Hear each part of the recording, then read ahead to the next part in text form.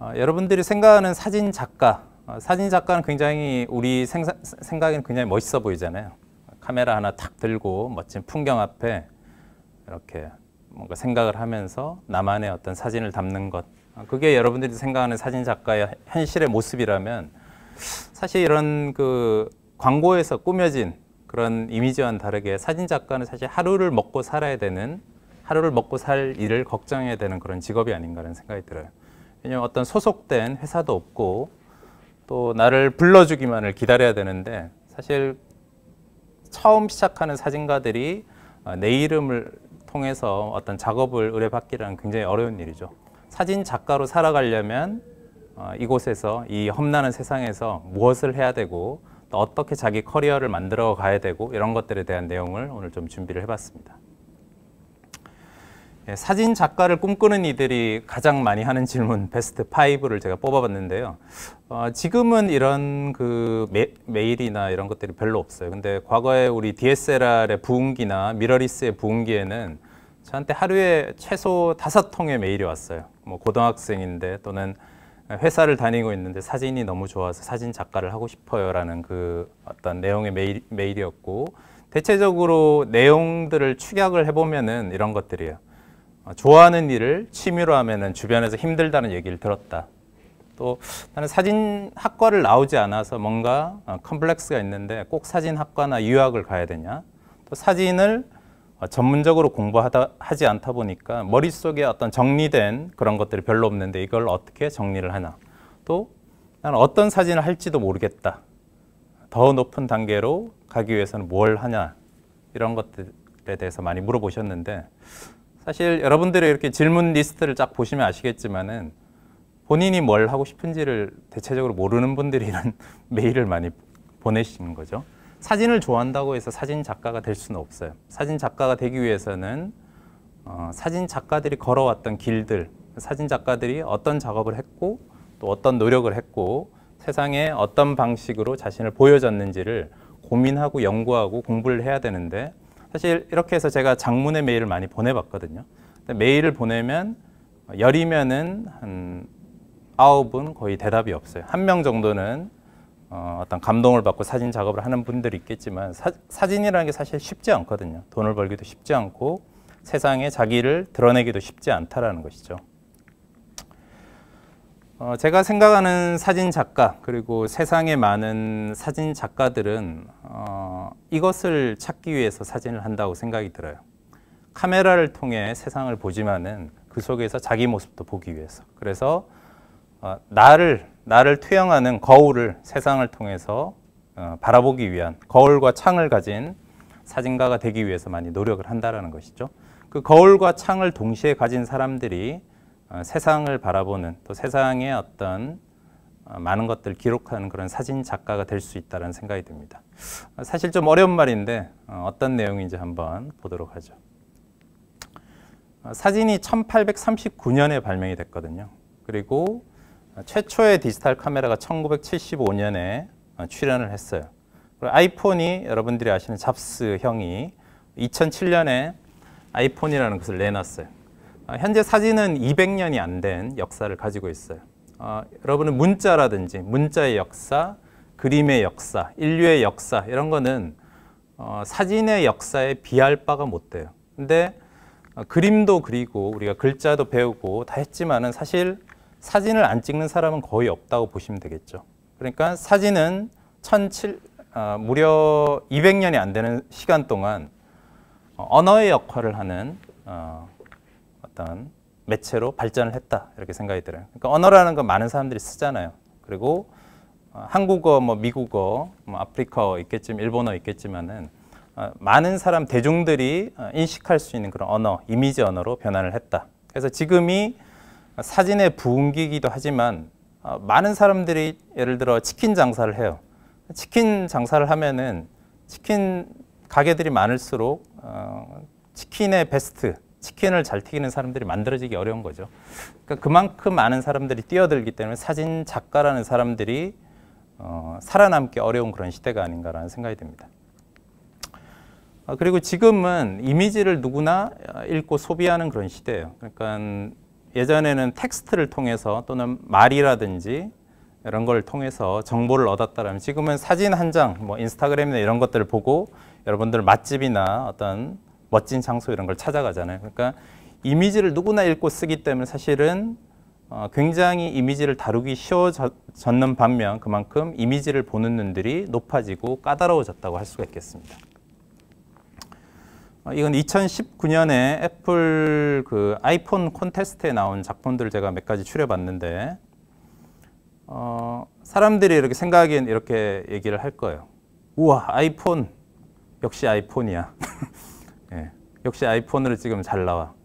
물론 이제 애플이라는 회사에서는 이런 콘테스트를 통해서 자사의 어떤 카메라의 우수성을 이런 홍보하기 위함이겠지만 사실 생각해 보면은 애플 폰으로 이 사람이 사진을 찍었기 때문에 잘 찍은 건 아니에요.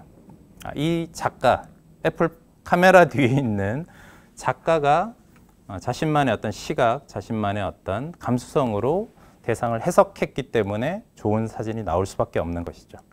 자, 이것을 잘 간파해 보면은 사진이라는 것은 카메라로 찍는 것이긴 하지만은 카메라의 영향보다는 작가가 생각하고자 하는 어떤 생각, 사상, 철학 같은 것들이 더 중요하다는 것을 알 수가 있겠습니다. 이런 걸 어떻게 찍었지 저도 이제 프로로 활동을 하지만 그런 생각이 좀 들어요. 구도도 좋고 좋아요. 근데 여기서 우리가 함정이 있어요. 사진 작가, 단순히 사진을 찍는 사람과 사진 작업을 하는 작가와는 어떤 차이가 있을까? 이 사람들이 애플 콘테스트에 다 수상을 했다고 해서 사진 작가가 되는 것은 아니에요. 여러분들도 공모전 같은데 이렇게 그 응모해서 수상을 해본 분들이 가끔 있죠. 근데 공모전에 응모해서 수상을 한다고 해서 여러분들이 갑자기 사진 작가가 되지 않는다는 것이죠. 사진 작가라는 사람들은 어떻게 자기 작업을 만들어 가나. 저는 이제 사진 작업이 예술로 가기 어려운 이유. 그러니까 사진을 잘 찍는 것과 사진이 사진가를 활동을 하지만은 예술가가 되기 어려운 이유가 있다고 생각이 드는데 부제로 이런 내용을 달아봤어요. 사진 작가가 되기 어려운 이유. 첫 번째로는 사람들은 카메라라는 도구를 너무나 쉽게 다룰 수가 있어요. 그러니까 지금은 이 핸드폰을 그냥 홈 버튼 누르고 스와이프 하면은 찰칵하고 사진을 찍을 수가 있다는 것이죠. 그러니까 과거처럼 필름을 장전을 하고 노출을 재고 조리개를 맞추고 찰칵할 필요가 없어졌어요. 지금 카메라 회사들이 고전하는 이유 중에 하나가 카메라가 이렇게 좋은 게 내 손 안에 있는데 왜 굳이 카메라를 사야 될까? 사람들이 이렇게 생각을 하는 것이죠. 두 번째 이유는 세상에 사진을 잘 찍는 사람이 너무 많아요. 여러분들 그 아까 애플 폰 콘테스트도 보셨겠지만 인스타그램만 이렇게 봐도 사진을 잘 찍는 사람이 너무 많아요. 그러니까 경쟁자가 너무 많아요. 예전에는 사진을 그렇게 많이 찍지는 않았거든요. 근데 이제는 막 손가락 하나로 툭툭 찍어대니까 어디 멋진 곳만 가면은 좋은 사진을 찍을 수 있는 그런 시대가 왔다는 것이죠. 그러니까 경쟁자가 너무 많기 때문에 여러분들의 사진이 좋아도 잘 드러나기 어렵다는 것이죠. 또 아시겠지만 하루에도 수도 없이 너무나 많은 사진들이 생산이 돼요. 그리고 100이면 100 사람들의 손에서 1초, 2초 안에 사라지고 그 다음날 또 다른 사진이 생산이 돼요. 그죠? 그러니까 맨날 어떤 좋은 사진이 생산이 되는데 그중에 옥석을 가리기가 너무 어렵다. 또 사진이 예술이 되기 어려운 또 가장 큰 이유 중에 하나가 사진이 현실에 있는 대상을 찍잖아요. 현실에 있는 어떤 대상을 찍기 때문에 그 대상이 너무 익숙하고 현실적이라서 사람들이 와, 잘 찍었다라고 하지만은 와, 예술 같다라고 잘 얘기를 하지 않는다라는 것이죠. 그리고 현재 가장 큰 문제 중에 하나가 사진을 대부분 인스턴트하게 소비를 한다. 그러니까 페이스북, 인스타그램, 블로그 정도의 채널로 소비를 하기 때문에 예전처럼 사진을 갤러리나 사진집을 사서 진지하게 보는 그런 시대가 지나버렸어요. 그러니까 사진을 여러분들이 아무리 열심히 찍어서 작업을 해도 그것을 보여줄 수 있는 통로가 마땅치가 않아요. 자, 그러면은 아티스트란 사람들은 과연 뭐 먹고 사나? 이렇게 어려운 그 시기에 뭐 먹고 사냐? 그걸 이제 반문해 보면 이런 물음이 올 수가 있겠죠. 누구나 글을 쓸 수 있어요. 여러분도 글을 쓸 수 있잖아요. 근데 여러분이 매일 글을 써서 자기를 표현하지 않아요. 예전에 초등학교 때는 일기를 썼지만은 지금 일기도 거의 안 쓰죠. 대부분 사진 한 장 정도 그냥 찍고 만다라는 것이죠. 누구나 그림을 그릴 수 있어요. 제 5살 딸도 그림을 그리는데 와, 저희가 볼 때는 예술적이거든요. 근데 누구나 그림을 그리지만 여러분들이 페인터, 화가가 될 수 있는 것은 아니에요. 왜냐하면 그림을 매일 그리지 않잖아요. 그림을 그리는 걸 좋아하는 분들이 있겠지만 그림을 매일매일 그려야되는 사람은 없어요. 또 누구나 사진을 찍지만 포토그래퍼가 되는 것은 아니에요. 포토그래퍼라고 사진사가 아니라 사진 예술가를 말하는 것인데 사진을 통해서 예술 활동을 하는 사람이 많지가 않다는 것이죠. 잘 보시면 아시겠지만 라이터, 페인터, 포토그래퍼는 모두 전업이에요. 전업. 예술가들은 그러니까 전업으로 자신의 어떤 특기를 매일매일 소화를 하기 때문에 그게 예술가가 되는 것이지, 여러분들이 한 일주일을 사진 찍다가 뭐 좀 피곤하니까 카메라 바꾸고 2달 뒤에 사진 찍어 이런 게 아니라는 거죠. 저희가 하는 일은 매일매일 사진만 생각하고 어떤 사진을 찍을지 또 세계 트렌드는 어떤지 이런 걸 매일 검색하고 공부하는 사람들이 저희가 하는 일들이죠. 그래서 예술가는 도구를 다루는 능력, 이거는 쉽게 말하면은 여러분들이 글을 쓰는 작가가 된다고 해서 연필을 잘 쓴다고 해서 작가가 되지는 않아요. 그리고 타이핑을 잘한다고 해서 작가가 되지 않는다는 것이죠. 화가 역시 마찬가지인데 화가가 아이패드로 아이펜슬로 그림을 잘 그린다고 해서 화가가 될 수가 없어요. 포토그래퍼, 사진기를 아주 잘 다룬다고 해서 포토그래퍼가 될 수 없다. 그러니까 예술가라는 사람들은 도구를 다루는 능력, 도구를 누가 잘 다루나, 누가 아웃포커싱을 잘했냐, 누가 선명하게 찍었냐, 이게 아니라 도구를 가지고 자기가 표현하고자 하는 그런 능력을 개발하려고 많이 노력하는 사람이다. 이렇게 생각하시면 좋을 것 같아요. 아주 유명한 사진이죠. 헨리 까르띠에 브레송의 1932년작 생라자르 역 뒤에서, 여러분들에게 굉장히 익숙한 작품들인데 이런 작가들은 단순히 한 장의 사진으로 자신의 세계를 알렸을까? 안드레아 거스키 2001년작인데 99센트라는 작품이에요. 지금 생각해 보면은 뭐 이건 나도 찍겠다, 이거 부감샷이네, 뭐 사다리 올려서 찍으면 되는 게 아닌가, 뭐 이렇게 생각할 수도 있겠지만 99센트라는 그 샵이 우리나라로 치면은 다이소 같은 곳이죠. 2001년에 이런 다이소 같은 샵이 독일에 있었다라는 것이죠. 우리나라로 치면 뭐 1000원 샵 뭐 이런 게 되겠죠. 자, 이거는 그냥 잘 찍었다 못 찍었다를 평가하는 게 아니라 보면은 음식이나 이런 것들이 일렬로 쫙 있고 예쁘게 있지만은 모두가 똑같이 생겼잖아요. 그러니까 굉장히 산업화되고 일률적으로 살고 있는 그런 현대인의 삶을 이 사람이 이렇게 부감샷으로 위에서 아래로 내려 찍은 것이죠. 거스키의 이 작품은 그 몇 년 전에 경매에서 약 36억에 팔렸다고 해요. 여러분들이 아마 99센트 다이소 1000원 샵을 2000년도에 찍어가지고 이렇게 발표를 했으면은 거스키처럼 유명한 작가가 됐을 수도 있겠죠. 이 사람은 그 페넬로페 움브리코라는 사진 작가인데 자기가 찍은 사진도 아니에요. 자기가 찍은 사진도 아닌데 플리커라는 그 사진 사이트 있잖아요. 거기서 사람들이 가장 많이 찍는 사진, 그러니까 가장 많이 올리는 사진을 검색을 했어요. 그랬더니 태양이었던 거예요. 일출과 일몰을 사람들이 굉장히 많이 찍구나. 자, 이것을 쭉 모았어요. 썸네일을 모아가지고 이렇게 하나의 작품으로 해서 자신의 어떤 사진 작업처럼 표현한 작가예요. 얼마 전에 그 공근의 갤러리에서도 전시를 했는데 어윈 올라프라는 그 파인아트 포토그래퍼인데 이 안에 들어간 사진 작가는 본인이에요. 그러니까 본인은 사진을 찍지도 않았어요. 본인이 인물 모델로, 사진의 모델로 출연을 하면서 에이프릴 풀이라는 그런 시리즈로 전시를 했었는데 이 작가는 뭘 표현하려고 했냐니까 코로나가 이제 시작되니까 작가들이 할 일이 없잖아요. 그러니까 바보가 된 느낌이었고 그 바보가 된 4월 동안 자신의 어떤 광대 같은 조커처럼 살아가는 모습을 자화상으로 표현했다고 합니다. 제가 좋아하는 그 이정진이라는 한국 작가인데 여성 작가예요. 이 작가는 이제 작품을 이제 필름으로 찍고 한지에 프린트를 해서 인화를 해서 전시를 하는데 작품 시리즈 제목이 윈드거든요. 윈드.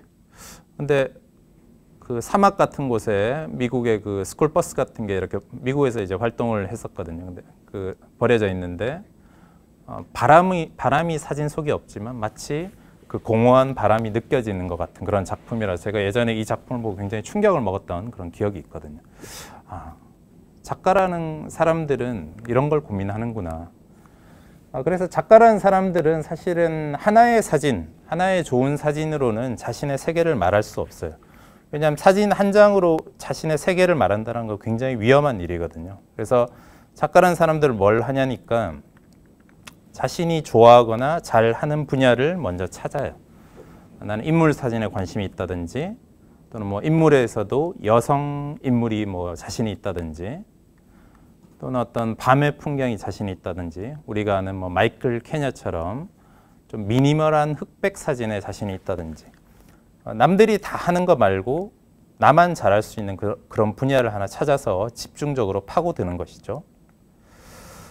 제가 좋아하는 사진 작가의 작품들을 몇 가지 보여드릴 건데 이 사람들의 사진들의 한번 특징을 보시면은 사진이 여러 장인데도 이 사람의 이름이 마치 붙어 다니는 것처럼 그런 효과를 볼 수가 있어요. 알렉스 웹이라는 매그넘 다큐멘터리 그룹의 사진 작가인데 제가 이 작가의 작품을 흉내내 보려고 굉장히 많이 노력해서 이 작가는 다큐멘터리를 찍는데 마치 회화 같은 그런 느낌으로 찍어요.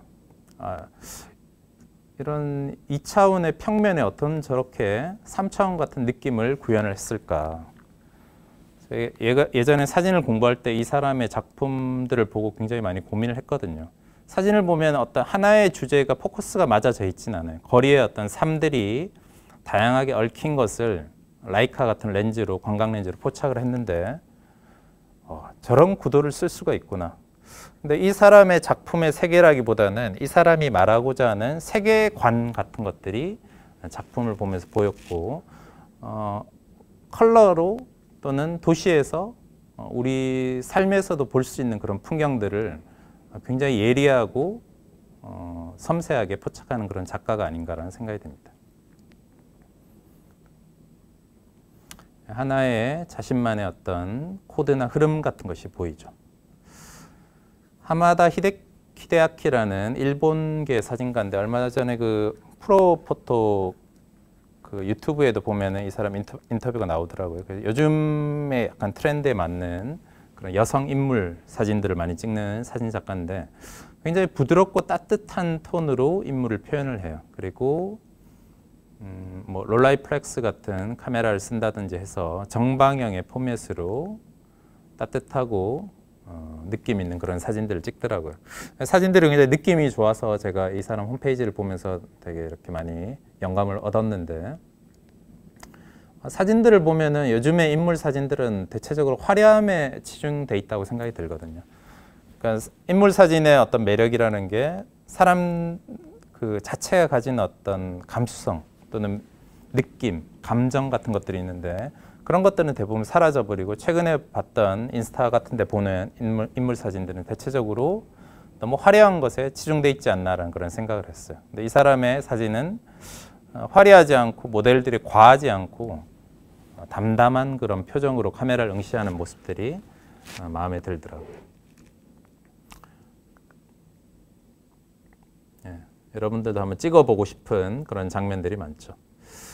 제가 최근에 인스타그램에서 재미있게 본 사진 작가인데 밍티라는 사진 작가인데 일단 캘리포니아에서 활동을 하는데 사람을 이제 어떤 건축물이나 이런 것들을 조형에 세워놓고 면이라든지 빛이라든지 선의 조화를 이용해서 이런 식으로 인물 사진을 찍는 작가인데 아주 되게 신선하다라는 그런 생각이 들었어요. 이 사람의 개성도 느껴지고 어찌 보면 약간 초현실적인 그런 느낌도 느껴지더라고요.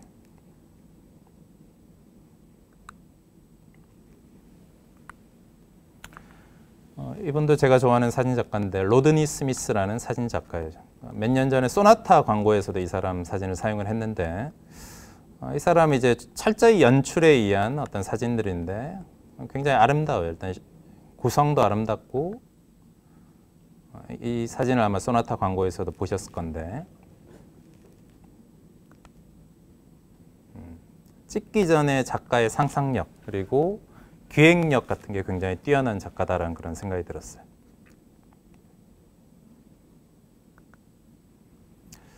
네, 훌륭하죠. 자, 우리는 이제 이런 의문이 들 수가 있어요. 현실을 찍었는데 이 작가라는 사람들은 현실이 아닌 것처럼 느껴져요. 그리고 그 사람의 세계라든지 이런 것들이 사진을 통해서 볼 수 있다라는 생각이 좀 드는데 여러분들이 이제 사진 작가를 한다라고 하면은 과연 어디서부터 시작을 해야 되나? 사진 작가라고 하면 이제 카메라를 든 거에 사진 작가냐 아니면 아까처럼 뭔가 연출을 해야 되냐 한번 살펴보도록 하겠습니다. 그 카메라를 요즘에 이제 보면 신제품 카메라가 많이 나오는데 제조사에서 보면은 별로 안 좋아할 수가 있겠지만 제가 생각할 때는 카메라라는 도구는 우리가 평생 다뤄봐야지 1%도 다루지 못한다는 그런 생각이 들어요. 카메라가 가진 기술을. 카메라가 가진 기술을 굉장히 다양한 방면으로 응용을 할 수가 있고 또 그것을 발전을 시킬 수가 있는데 여러분들은 기계라는 것에 너무 집중을 하다 보니까 기계를 너무 빠르게 바꾸거나 또는 조금만 마음에 안 들면 이건 내 취향이 아니야 하고 바로 기변을 해버리거나 중고로 팔거나 또는 중고값이 떨어질까 봐 카메라를 너무 애지중지하는 경우를 많이 봤거든요. 카메라로 찍고 있다는 사실을 잊을 때까지 끊임없이 찍어야 된다. 이 말이 무슨 얘기냐니까 여러분이 사진 작가가 되고 싶다라면은 사진기를 들고 사진을 찍어야 된다는 사실을 잊어야 돼요. 예를 들어 그 화가라든지 글을 쓰는 사람들이 여러분 타이핑을 할 때 있죠. 그 워드 같은 데 타이핑을 할 때 머리로 내가 손으로 글을 써야 되겠다 하고 글을 쓰는 게 아니잖아요. 뭔가 머릿속에 두뇌에 있는 게 손을 통해서 나오는 거잖아요. 그러니까 손은 무의식적으로 ABCD나 기억 니은을 치는 것이고 그 안에 어떤 생각들이 내 이 컴퓨터라든지 도화지라든지 이런 것에 옮겨지는 것이죠. 사진 작가도 마찬가지인데 카메라로 찍고 있다는 사실을 잊을 때까지 끊임없이 찍어야지 카메라로부터 자유로워질 수가 있다. 무슨 얘기냐? 내가 머릿속에 생각하는 어떤 관념들이 카메라를 통해서 전달되는, 그러니까 예술가의 어떤 입장으로 보면 카메라라는 도구로 전달되는 것이잖아요. 그 카메라라는 도구를 익숙해질 때까지 끊임없이 찍어야지 여러분들이 어떤 현실의 세상에서 어떤 장면을 보면 머릿속에 그림이 떠올라요. 그래서 그 순간 조리개는 얼마, 셔터는 얼마, 노출은 얼마 하고 카메라가 들어가는 순간 사진이 나온다라는 것이죠. 근데 우리가 이제 사진을 처음 찍을 때 방식은 어떠냐니까 카메라가 익숙하지 않아요. 뭐 보면은 뭐 이런 것들을 잡는 것부터 또는 셔터를 누르는 것부터 뭐 노출을 옮기는 것부터 이런 것부터 익숙하지가 않기 때문에 카메라를 다루는데 너무 오래 걸리다 보니까 내가 어떤 장면을 찍을 때 그 장면을 재빨리 포착을 할 수가 없어요. 그러니까 또 생각한 것들을 정확한 어떤 이미지로 구현할 수 없는 그런 문제가 생긴다. 그래서 그 브레송이라는 대가는 이렇게 얘기를 했어요. 카메라를 눈의 연장선에서 다뤄라. 그래서 이 사람이 카메라를 들고 집에서 이렇게 앉아서 사진기를 이렇게 들고 있는 장면이 보일 건데 이 사람은 죽을 때까지 카메라를 매일매일 찍는 훈련을 했대요. 그러니까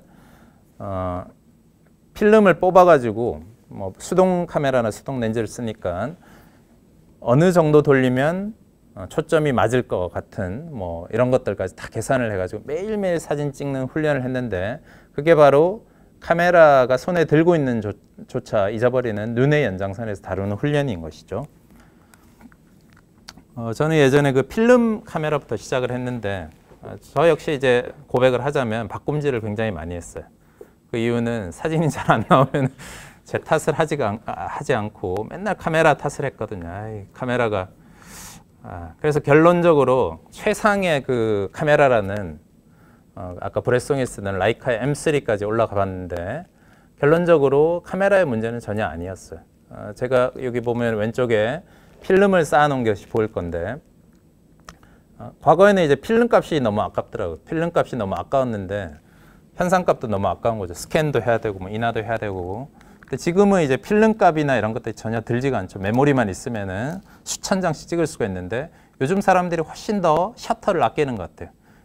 그래서 제가 예전에는 없던 시절에도 진짜 다른 건 밥은 안 먹어도 필름값은 아끼지 않는다라는 그런 생각으로 사진을 찍었는데 그게 아마 기계를 이해하는 데 도움이 된다기보다는 내가 카메라로부터 자유스러워지는 그런 계기가 되지 않았나라는 생각이 들었습니다.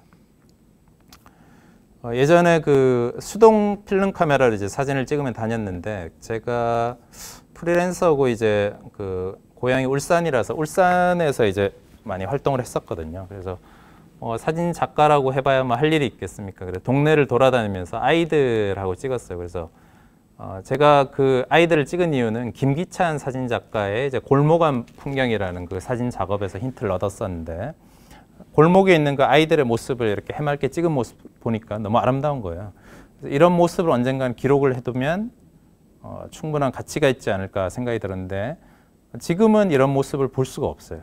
과거에는 우리 동네에서 노는 아이들, 골목에서 뛰어노는 아이들을 발견하고 사진을 찍을 수 있었지만 지금은 여러분 사시는 공간을 보시면은 놀이터에 아이들 뛰어노는 거 밖에 볼 수가 없거든요. 그리고 초상권이나 이런 개인 프라이버시 문제가 굉장히 심각해졌다기보다는 되게 중요시해졌기 때문에 부모에게 허락을 받지 않고 함부로 아이들의 사진도 찍을 수가 없어요. 예전에 아이들과 막 뛰어놀면서 사진 찍어주고 하면은 동네에 이제 사진 찍어주는 삼촌 같은 느낌이라서 아이들이 좋아했는데 지금은 이제 쉽지 않은 그런 사진 작업이 되지 않았나라는 생각이 듭니다. 울산에 이제 바닷가가 있어가지고 바닷가 가면은 이렇게 뛰어노는 아이들도 있더라고요. 지금은 이렇게 뛰어노는 아이들은 별로 없는 것 같아요. 불과 한 20년 전의 사진인데 이런 사진들을 보면 굉장히 낯설어요. 저희 딸이 지금 5살인데 5살 아이 요즘에 사진 보면 마스크 낀 사진밖에 없어서 되게 안타깝거든요. 근데 굉장히 일상적인 이런 장면들도 사진의 기록에 의해서는 시간이 마치 그 노스텔지아처럼 과거의 모습처럼 이렇게 보이기도 한다라는 그런 생각이 듭니다. 아이들과 이제 눈싸움 하면서 찍었던 사진인데 손가락이 너무 귀엽더라고요. 이렇게 제가 해운대에서 찍었던 사진인데 굉장히 좋아하는 사진이에요. 너무 자연스럽게 잡히고 너무 예쁘게 잡혔던 그런 사진입니다. 그래서 제가 이제 아이 사진을 많이 찍다가 베이비 스튜디오에 들어갔었거든요. 베이비 스튜디오에서 아이를 실컷 찍어보자 해서 들어갔는데 사실은 거의 1년 동안은 카메라를 안 주더라고요. 1년 동안 애기 웃기는 일만 하고 1년 후에 사진을 찍었는데 이제 2년 반 정도 제가 베이비 스튜디오 일을 했었던 것 같아요. 그때 베이비 스튜디오 일하면서 인물 사진, 베이비도 찍지만은 뭐 가족이라든지 또는 증명이라든지 또 뭐 영정 사진 이런 것도 찍었겠죠. 그래서 제가 처음으로 어떤 남의 사진을 찍어주다가 제가 생각한 컨셉을 한번 구현해보자 해서 어떤 부모가 왔을 때 제가 이 아이의 발을 보통 발을 이렇게 찍지는 않잖아요. 발을 감싸고 찍지는 않는데 아이의 발이 세상에 태어나서 걸어가는 느낌이 마치 부모가 이렇게 꽃을 피워주는 느낌을 한번 찍어보면 어떠냐 이렇게 스케치를 보여준 거죠. 그래서 이 사진을 찍고 부모도 굉장히 만족스러워했어요. 미국에서 오신 부모였는데 2004년도에 니콘 국제사진전이라는데 이것을 이제 국제 콘테스트니까 저는 생각도 안 했는데 2005년도에 수상 소식을 듣고 굉장히 저에게 하나의 어떤 커리어가 됐던 그런 사진 중에 하나입니다. 그래서 이제 사진을 찍을 때 사실은 여러분들이 너무 멀리 있는 대상, 너무 멀리 있는 소재를 찾을 필요가 없는 게 저는 그 당시에 별로 돈이 없었기 때문에 동네를 걸어 다니며 사진을 찍을 수밖에 없었거든요. 버스를 탈 돈도 별로 없었어요. 그래서 동네에서 그냥 사진을 찍었었는데 자기 주변에서 소재를 찾아보는 것이 좋지 않나라는 생각이 듭니다. 그게 하나의 시간이 지나면은 하나의 예술 작품이 될 수 있다는 게 제가 생각하는 바인데 이거는 사진가의 밥상이라는 시리즈로 2009년부터 2014년까지 제가 이제 서울에서 자취를 했었거든요. 서울에 이제 처음에 자취한 곳이 신림동이었는데 처음에 30만 원 사글세방을 딱 들어갔더니 우리 집이 생겨서 좋은 거예요. 그래서 우리 집이 생겨서 창문을 딱 열었더니 앞이 빨간 벽돌로 가려져 있더라고요. 그곳에서 한 1년 정도 살면서 그래도 돈을 아껴보겠다고 이제 매일매일 사진을 찍고 지하철 타면서 걸어다니면서 사진을 찍고 제가 아침을 해먹었던 그런 것들을 찍었던 것이에요. 보면은 되게 뭐 이걸 누구한테 팔려고 하는 것이 아니라 하나의 제 어떤 삶의 기록이 돼서 뭔가 쓸쓸하기도 하고 지금 생각하면 웃기기도 하고 뭐 그랬던 것 같아요.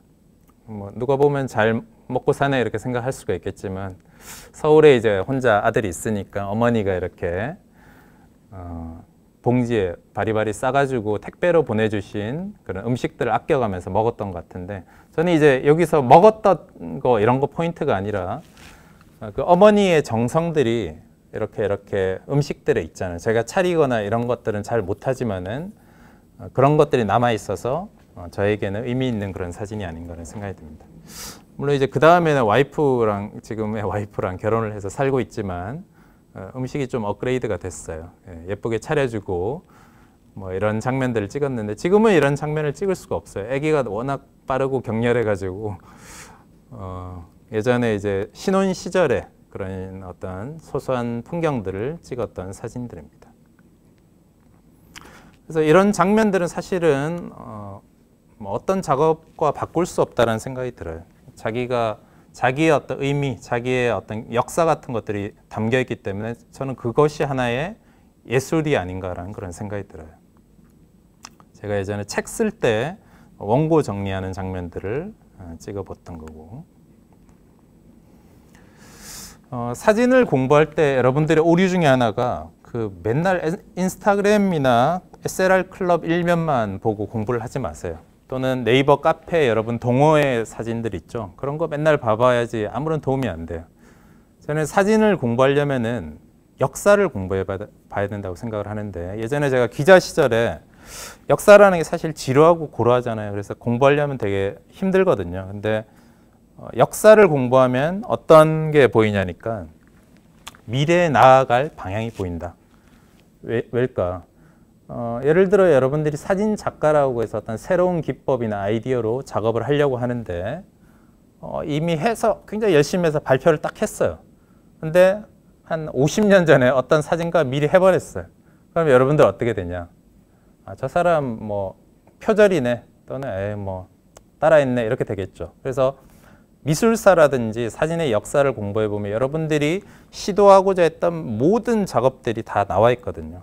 그러니까 예술이라는 것은 모방을 통해서 창조를 하는 것이니까 기존의 어떤 역사에서 좋았던 어떤 자기의 마음을 울리는 그런 것들을 찾아가지고 공부를 해보지 않는 이상 아무리 사진 카메라 기술, 카메라 잘 다루는 법, 예쁜 모델 찍기 뭐 또는 좋은 사진 찍기 강좌 이런 거 아무리 들어봐도 아무런 소용이 없어요. 과거의 좋은 사진 클래식을 통해서 모던한 것을 발견할 수가 있는 것이죠.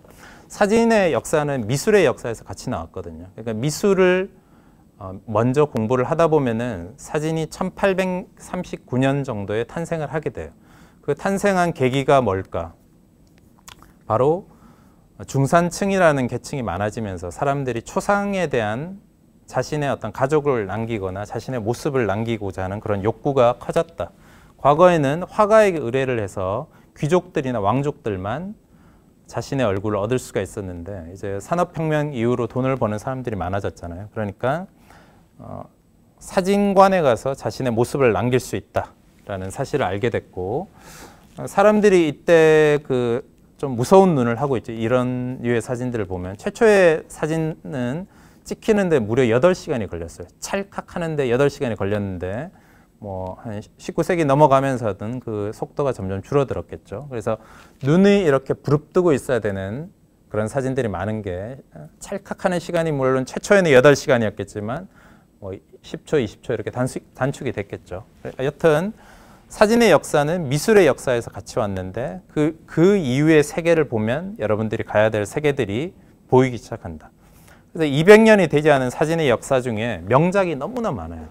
그 명작이 너무나 많기 때문에 사실 그 명작의 히스토리들만 봐도 1년 내내 공부해도 여러분들이 다 따라잡지는 못할 수도 있어요.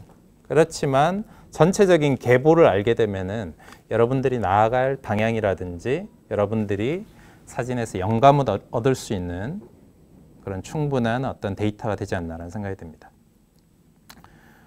지금은 되게 쉽게 생각하죠. 이건 에드워드 머이브리지라는 사진가의 사진인데 연속 사진이에요. 지금은 뭐 연속 9연사로 바박 찍으면 12연사로 바박 찍으면 되지만은 1878년에는 그런 기술이 없었어요.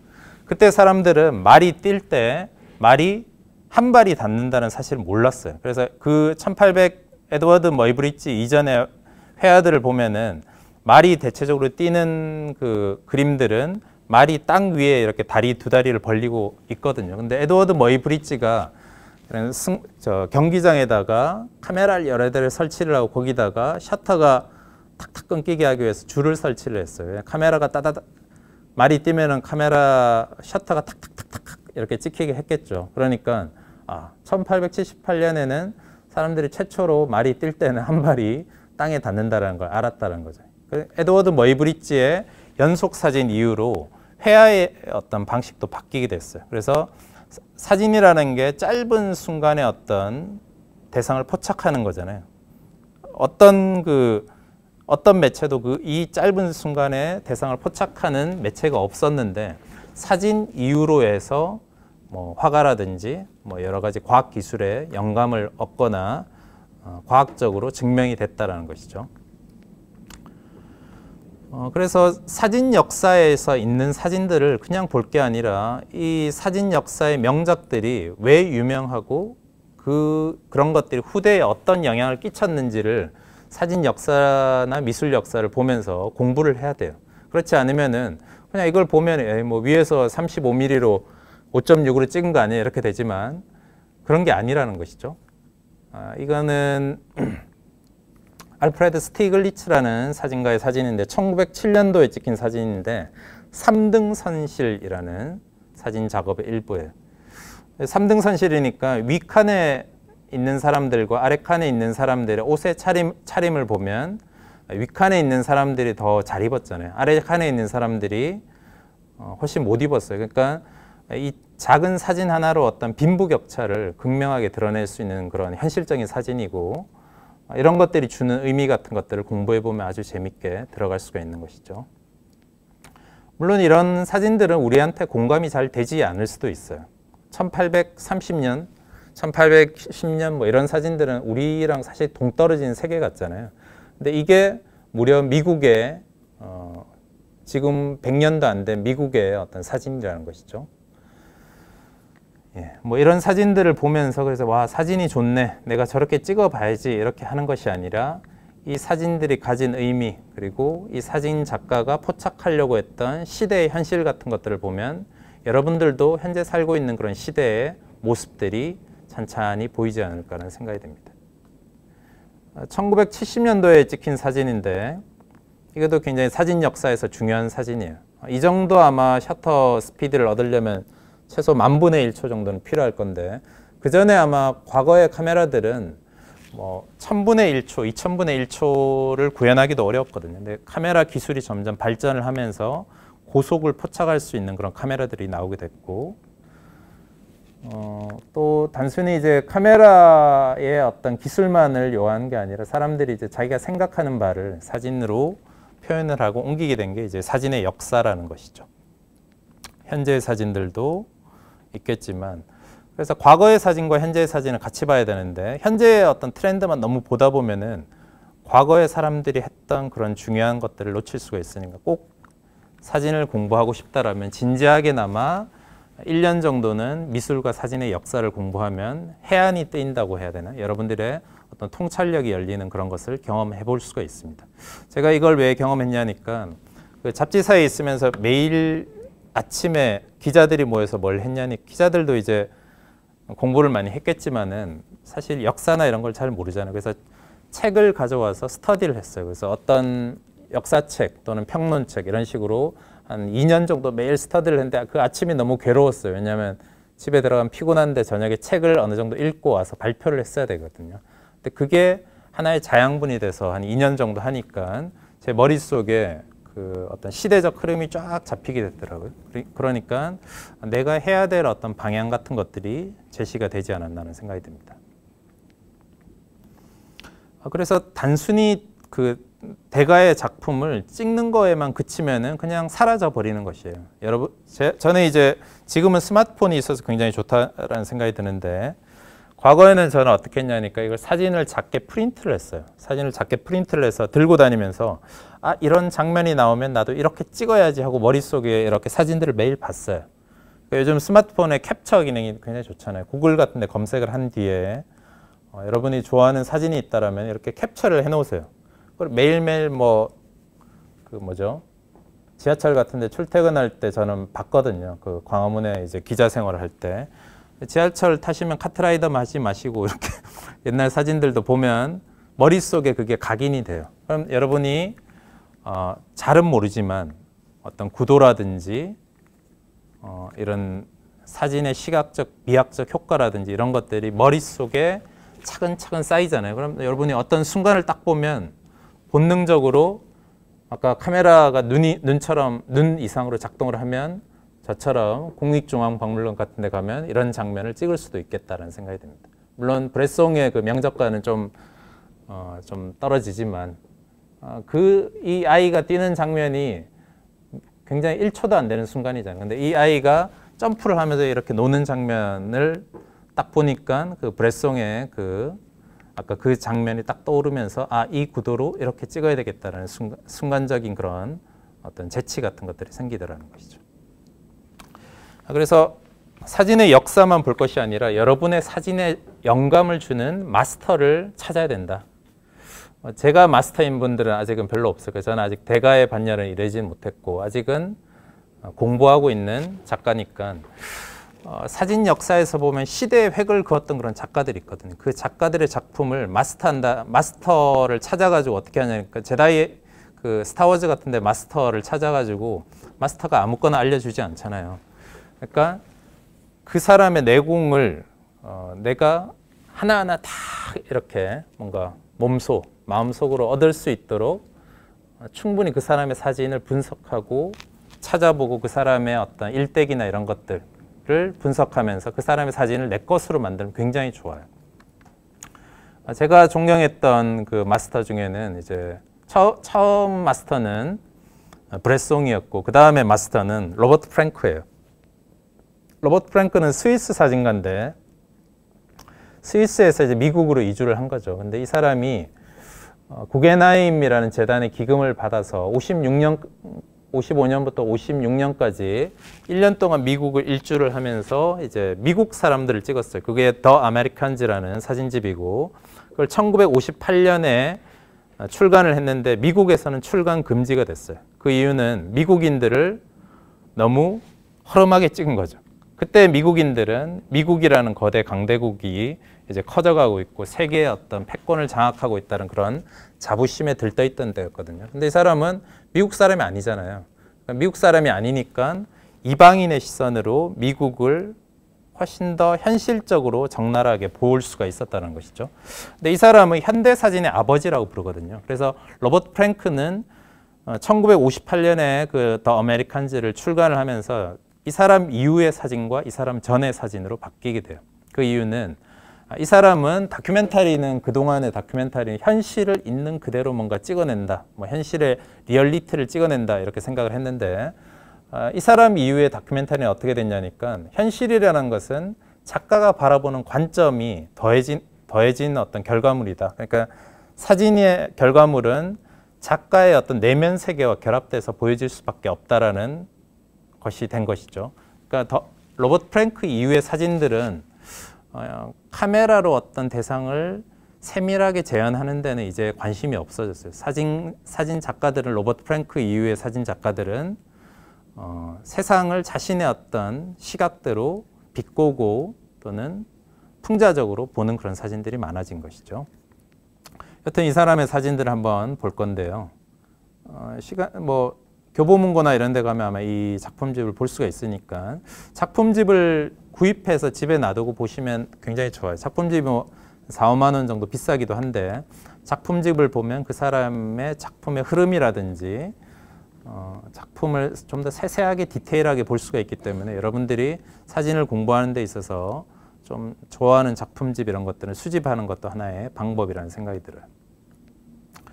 이 사람이 찍은 미국의 어떤 사람들의 모습을 찍었는데 뭐 다 설명을 할 수는 없지만 뭐 인종 차별이라든지 어떤 미국의 어떤 이면이라든지 뭐 깜깜한 미래의 모습이라든지 이런 걸 찍었겠죠. 여튼 이 사람의 작품에 많은 영감을 얻어서 이제 제가 서울에 올라왔을 때 이 사람이 사실 사진에서 보면은 막 잘려져 나간 구도라든지 흔들리거나 이런 굉장히 자유로운 구도를 많이 썼거든요. 그래서 이런 느낌을 사진을 통해서 한번 표현해보고 싶다는 그런 생각이 들었고, 서울 데일리 라이프라는 시리즈로 2009년부터 14년까지 이제 카메라를 들고 다니면서 서울에서 사람들의 모습을 담았어요. 물론 그 로버트 프랭크의 시각과는 좀 다르지만 제가 생각했던 이 마스터의 어떤 그런 가르침들이 있잖아요. 그런 가르침에 따라서 사람들을 발견을 하고 포착하고 그랬던 것 같아요.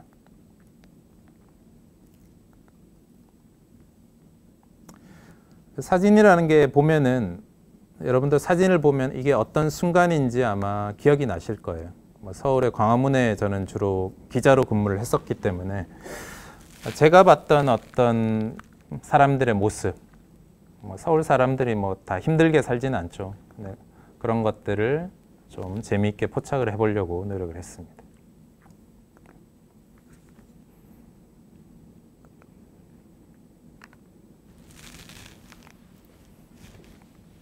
굉장히 익숙하지만은 지금과는 좀 다르게 낯선 그런 느낌의 서울의 모습이 아닌가라는 그런 생각을 하고 있습니다.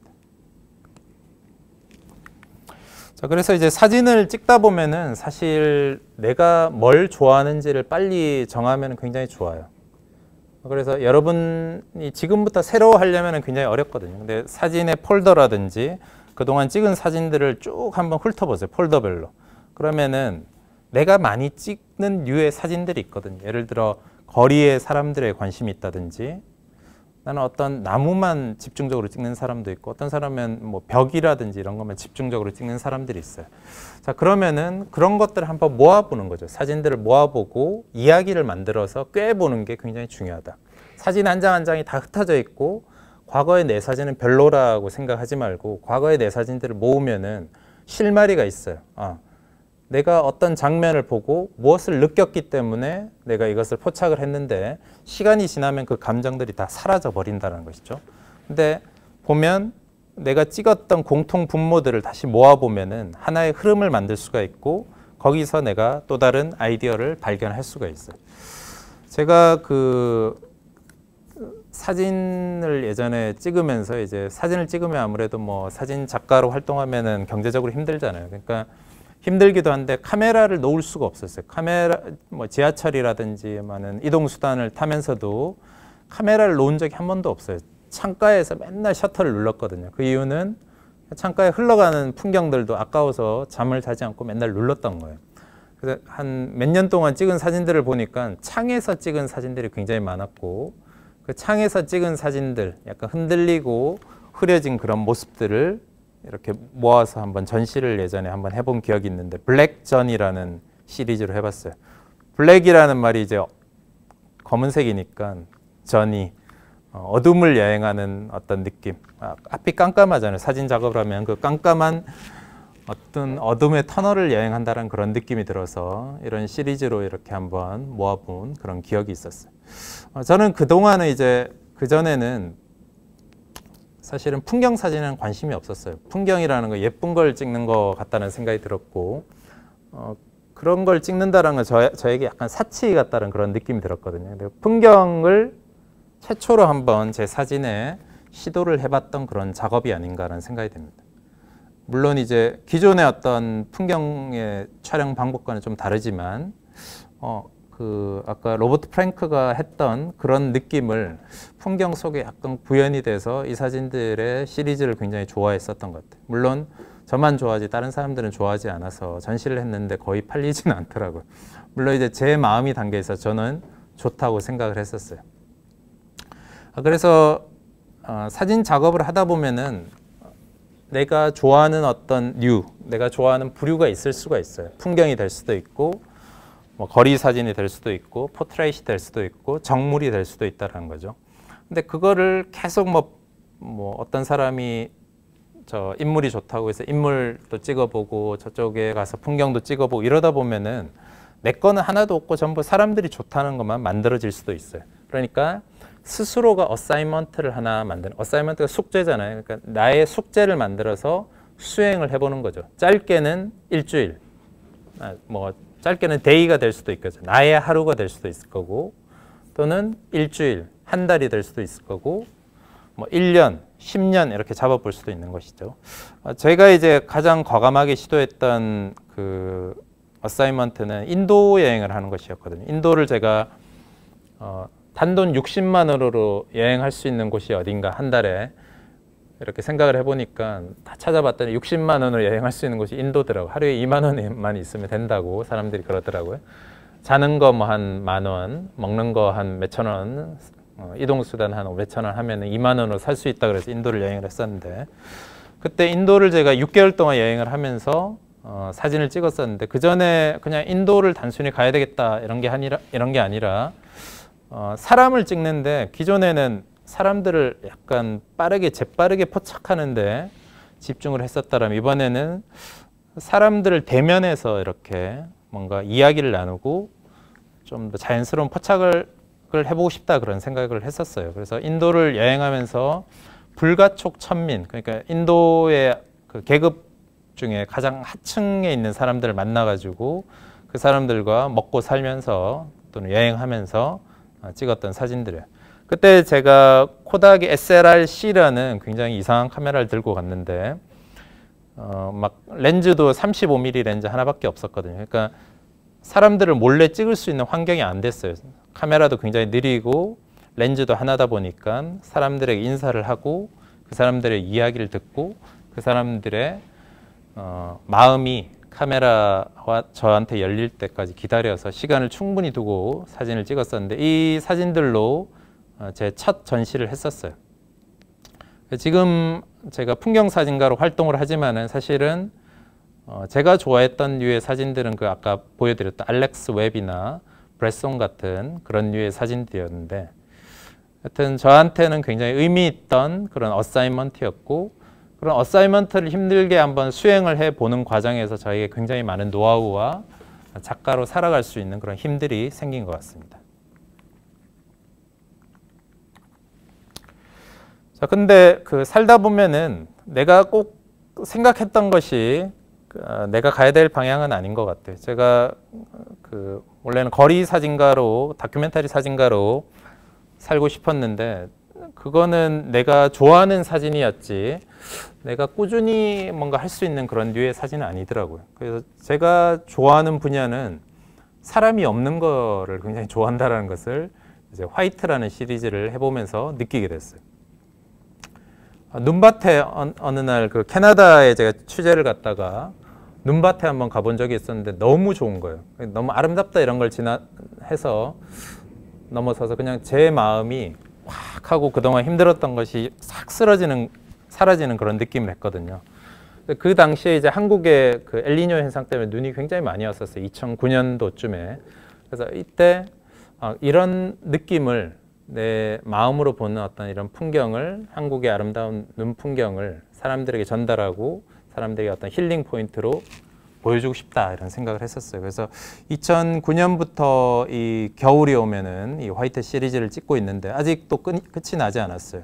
그 이유는 한 몇 년 동안 눈이 오지 않았어요. 엘니뇨 현상 이후로는 한 지금 4, 5년째는 눈이 거의 안 오고, 이 정도 폭설이 내리려면은 진짜 한 30cm 정도 쌓여야 되거든요.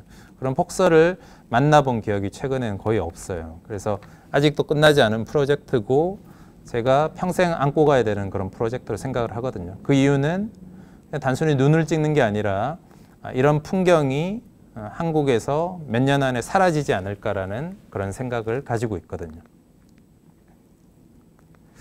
여튼 이 작품들을 이제 찍고 제가 스스로가 굉장히 마음에 들었고 이걸 꾸준히 해야 되겠다는 그런 생각들을 했어요. 여튼 이 작품들을 이제 정리를 한 거죠. 이런 식으로. 이런 거를 이제 포트폴리오라고 하죠. 포트폴리오. 동강국제사진전에 이제 포트폴리오 심사도 가고 여러 포트폴리오 심사에서 호평도 받고 저에게 약간 자신감, 사진가로 살아갈 수 있는 자신감을 그런 심어준 그런 시리즈 중에 하나입니다. 그래서 여러분의 사진을 모니터에 가둬두지 마라. 여러분의 사진들은 가능성이 있고 그리고 발굴되지 않은 좋은 사진들이 많을 거예요. 그런 사진들을 모니터에 가둬두지 말고 첫 번째는 프린트를 해서 이렇게 물성이 있는 어떤 물건으로 봐야 돼요. 어떤 모니터로 봤던 좋은 작품도 실제 프린트를 해보면 별로인 경우가 있거든요. 근데 모니터로 별로인 작품도 프린트를 해보면 좋은 경우가 있어요.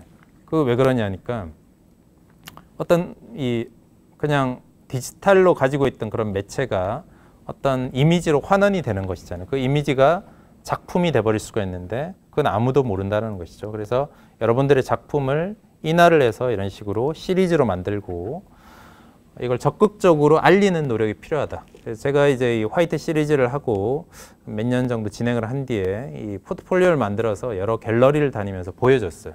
저는 사실 부끄러움이 많고 남을 대하는 게 사실 껄끄러운 사람인데 그래도 내가 열심히 한 걸 보여줘야 될 생각으로 여기저기 막 보여주고 다닌 거죠. 어떤 한 갤러리에 갔는데 저 위에 계신 외국인 여자분 있죠. 중간에 있는 왼쪽에 있는 분 중에 빨간 머리 하신 분이 있는데 이분이 사로레온이라는 분이었어요. 저는 전혀 모르는 분인데 제가 기자 시절에 알던 그 갤러리에 가서 이렇게 보여줬는데 이 사람이 마침 와 있었던 거예요. 이 사람은 스페인의 이제 갤러리를 가진 사람이었고 그 스페인 까나리아 섬이라고 아프리카 제도에 있는 그 스페인의 약간 휴양지 같은 곳이 있거든요. 거기서 갤러리를 하고 있었는데 거기 초대를 받았어요. 이 작품으로 전시를 해줬으면 좋겠다. 그래서 비행기나 이런 걸 다 해서 초대를 받아서 그쪽으로 갔고 여튼 그 제가 뭔가를 모아보고 하나의 어떤 시리즈로 만들어 보려는 그런 노력들이 빛을 발했다라는 그런 생각이 들었었어요. 그래서 스페인에서 전시도 하고 저한테 여러 가지 어떤 기회를 안겨줬던 그런 작품의 시리즈입니다. 여기 중간에 있는 여자분이 스페인 여왕인데 그 스페인의 어떤 현대미술제에도 이렇게 초대돼서 작품을 감상하시는 그런 모습이에요. 물론 이제 소니 글로벌 이미징 앰버서더에도 이제 제가 이 작품 포트폴리오를 냈었고 그 작품 포트폴리오가 선정이 돼서 글로벌 이미징 앰버서더에 선정되기도 했었죠. 한국 사진가들이 굉장히 훌륭한 사진가들이 많거든요. 한국 사진가들 중에 작업이 굉장히 훌륭하고 좋은 작품을 활동을 하는 작가들이 많은 걸로 알고 있고 제 주변에도 그런 분들이 많아요. 근데 외국 요즘 글로벌 시대잖아요. 그래서 외국 사진, 외국 갤러리라든지 어떤 큐레이터 같은 사람들이 한국의 작품들을 찾을 때가 있어서 저한테 가끔 연락이 오거든요. 스페인에서도 가끔 연락이 오고 뭐 미국의 예를 들어 애플 같은 곳에서도 뭐 이런데 이렇게 연락을 해오기도 해요. 한국 사진가 중에 예를 들어 강아지 잘 찍는 사람 없냐 이런 식으로 물어보거든요. 또는 한국에 뭐 한복을 잘 찍은 사람 없냐 이렇게 물어보기도 하는데 잘 찍은 사람들은 많은데 자기의 작품을 정리해 놓은 사람들이 거의 없어요. 그래서 외국 애들이 가장 먼저 요구하는 건 홈페이지 있냐 물어보거든요. 인스타그램, 뭐 블로그, 네이버 블로그 이런 거 안 보잖아요. 홈페이지 있냐고 많이 물어보는데 자기가 어떤 사진가인지 홍보하지 않고 절대 자기 작업을 세계적으로 알릴 수가 없어요. 그리고 자기 작업을 세상에 보여주려면 그걸 정리를 해야 되는데 사진만 맨날 찍으면은 정리가 안 되거든요. 한국 사진가들이 잘 못하는 것 중에 하나가 자신의 홈페이지가 없고 자기를 알리는데 부끄러워해요. 외국 사진가들을 만나보면은 그 유명한 사진가라도 자신을 세일즈하는데 굉장히 잘해요. 그리고 부끄러움이 없어요. 한국은 사진 작가나 작가가 돈을 밝히는 거라고 생각하는지 모르겠지만 굉장히 부끄럽고 뭐 내가 작가 활동하기도 어려운데 내가 홈페이지까지 만들어야 돼 이런 꼰대 같은 생각을 하기 때문에 세상에 나가기 참 어려운 것 같아요. 그래서 그런 좋은 작업들을 여러분들도 많이 가지고 계실 것 같은데 자신의 작품을 알릴 수 있는 방법은 모든 수단을 동원해서 해볼 수가 있다. 뭐 홈페이지 같은 거 1년 동안 이렇게 만들어 봐야지 사실 1년 동안 운영해 봐야지 큰 돈이 들지 않거든요. 또는 페이스북이나 블로그, 인스타그램 같은 데 보면은 뭐 좋아요가 많고 팔로워가 많다고 중요한 것은 아닌 것 같아요.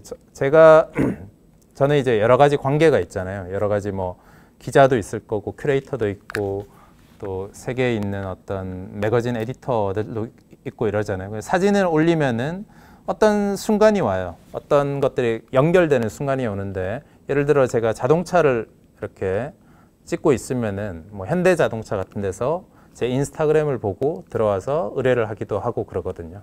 그러니까 여러분들이 사진가로 살아가려면은 여러 관계를 만들어 가기 위해서는 자신을 홍보하고 보여줄 수 있는 어떤 방법도 필요한 것 같다. 그리고 명함도 만들어서 만나는 사람마다 이렇게 인사하면서 그냥 안녕하세요 하는 것보다는 자기의 대표 작품 같은 거 이렇게 넣어가지고 자기의 나 이런 작업하는 사람인데 한번 보러 오세요 이렇게 해볼 수도 있는 것이죠. 자기를 홍보하는데 두려워하지 말라는 것이죠. 그래서 모든 사진 작업은 사실은 제가 맨날 화이트만 찍는 건 아니거든요. 겨울에 눈 오기만 기다리면서 1년 동안 뭐 할 일 없잖아요. 네. 봄, 여름, 가을은 돈을 벌어야 돼요. 겨울을 위해서 돈을 벌고 제가 좋아하는 작업을 위해서는 돈을 쓰는 것이고 제가 먹고 살기 위해서는 돈을 벌어야 되기 때문에 그 중간에 어떤 관계를 만들어가는 것이 굉장히 중요하다. 여러분들이 작은 관계, 저 같은 경우는 강의비가 예를 들어 10만 원이라도 했어요. 강의비가 10만 원이라도 하고 촬영비가 5만 원이라도 했어요. 그 이유는 먹고 살려고 한 게 아니라 그 사람과의 관계를 잘 해놓는 거죠. 5만 원짜리를 주고 사진을 찍었는데 50만 원짜리의 퀄리티를 보여주면 되는 것이잖아요. 그때부터 관계가 시작되는 거거든요. 그래서 저한테 이제 사진 의뢰가 들어오면은 사실은 다 해줘요. 웬만한 거 진짜 얼토당토하는 그런 거 빼고는 웬만한 작업을 다 해주는데 그런 관계로 인해서 제가 20년 동안 사진을 한 게 아닌가라는 생각이 들어요.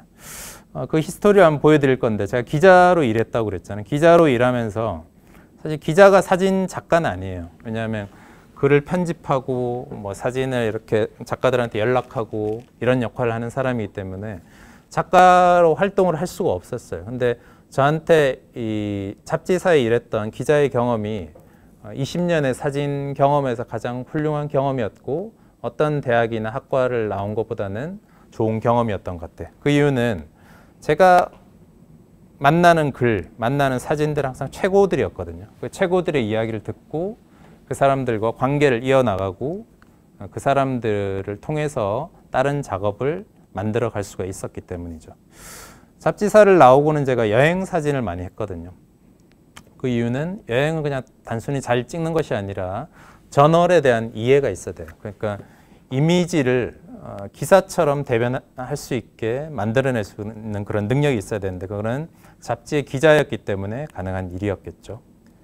그래서 자신들의 이미지가 이렇게 어떤 책이라든지 매체에 사용되는 것은 굉장히 훌륭한 포트폴리오인 것 같아요. 그래서 그런 인터뷰라든지 뭐 책에서 이렇게 사용된다든지 이런 것들이 왔을 때는 적극적으로 제가 저를 알리기 위해서 사실은 굉장히 저렴한 비용으로 또는 공짜로 제 사진을 쓰도록 이렇게 사실 그 에디터들한테 많이 연락을 했었던 것